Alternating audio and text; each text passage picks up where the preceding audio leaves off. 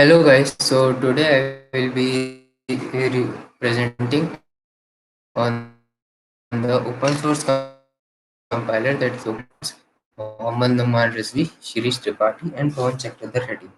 So coming to the introduction, the Open64 is an open source optimization compiler. It was derived from SGI MIPS Pro Compiler Suite. SGI or the Silicon Graphics Incorporated open sourced the MIPS Pro compiler in summer 2000 as the Pro 64 compiler suite. In the following year, University of Delaware took on the task of the maintenance of Pro 64 compiler suite and renamed it to Open64. It was further developed by Intel and Pascal. Intel enhanced the Open64 compiler code for Itanium microprocessors. Pascal retargeted Open64 compiler for 8664 microprocessors. The active contributors in the development of Open64 are Hewlett Packard, QLogic, Google, University of Delaware, SGI, China Academy of Science. From its initial release in 2002, the final release was the version 5.0 in 2011. The operating system it worked on Linux and cross platforms. The Open64 supports C, C++, Fortran, and as well as the shared memory API OpenMP. The computer architecture for which it was designed are Itanium and 8664 microprocessor, as I mentioned before. Now coming to the working of the compilers, first I would like to uh, show you the schematic representation of the compiler. Uh, our compiler, the Open64 compiler is modularized with different components. Uh, uh, the hierarchical intermediate, the major components are the front end for C, C++, and Fortran, very high optimizer VHO, inter-procedural analysis and optimization IPA, loop nest optimization and parallelization LNO, global scalar optimization WOPT, and the backend code generator. A hierarchical intermediate representation with five main levels is used in the compiler to serve as the common interface among all the front-end and back-end components. This intermediate representation is called word. Open64 compilation also has several features like server features like single backend for multiple frontends, one IR multiple levels of representation, and compilation process continuously lowers representation. A driver coming to the compilation flow in the Open64 compiler, a driver controls the execution of Open64 and decide what module to load and compilation plan. The driver is responsible for invoking the front end, the standalone procedure initiations, IPA, and the backend. So as you can see in the presentation, the source file is the input to the front C, C++ or the Fortran front end, and the outputs of every components is further provided as the input to the each subsequent components. The front end generates a .b output and the final output is a .o and executable file. The five levels which I talked about are very high world, mid world, low world, and target instruction. Now coming to the individual components, the first component is the front end for C, C++, and 64 and the Fortran.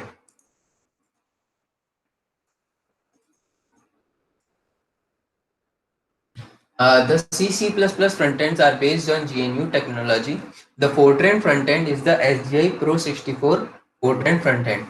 Each of these produces a very high level intermediate representation for the input program units, which are stored as a so-called .b file. This representation is available for the subsequent phases. The next component in line is the high level world, which takes input from the front ends. It deals with the common language constructs such as bit field optimization, Boolean expression, and switch statements. It produces a output which is then subsequently provided to the IPA. The next component, IP or the inter procedural analysis and optimization. It is the only optimization component that operates at the program scope.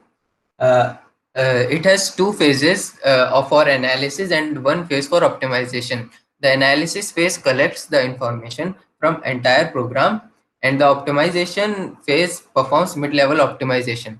The analysis includes the tasks such as alias analysis, array section, and code layout. Whereas the optimization phase includes inlining, cloning, dead function variable elimination, and other such optimization techniques. The next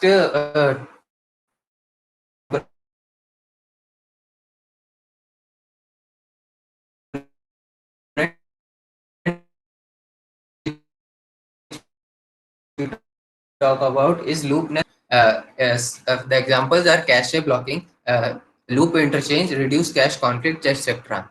Cache blocking is the transfer the loop to work on sub matrices that fit that cache.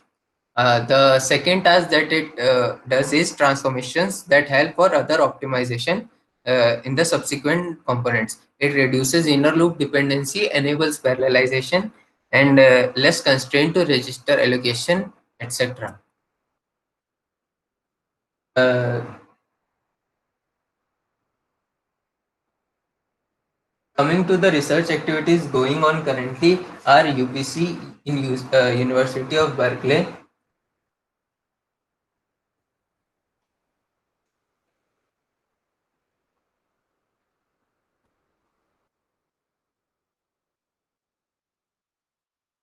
Coming to strengths and limitations of the Open64 compiler.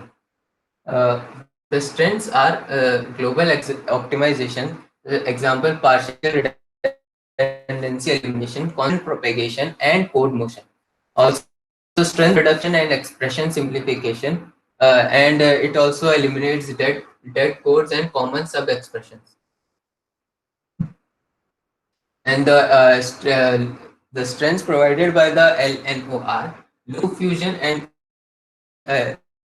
LNO or the loopness optimization are loop fusion and distribution, loop interchange and cache locality optimization, vectorization for SSE and AVX code generation, software data prefetching.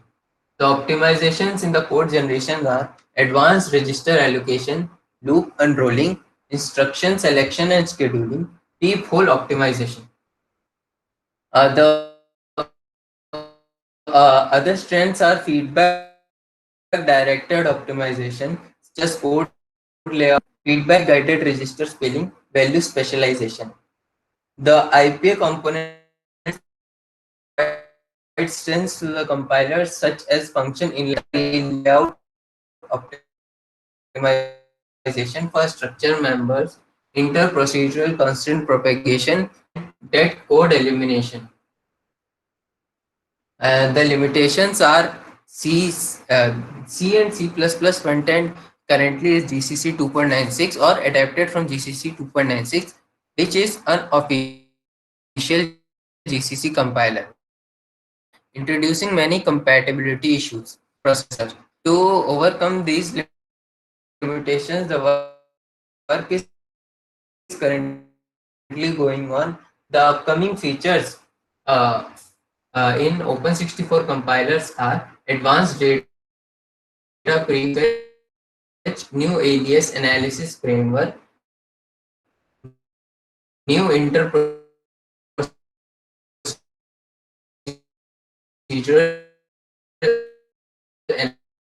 analysis and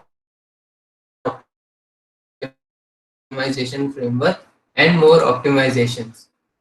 The planned items for 86 Open64 compilers are work on processor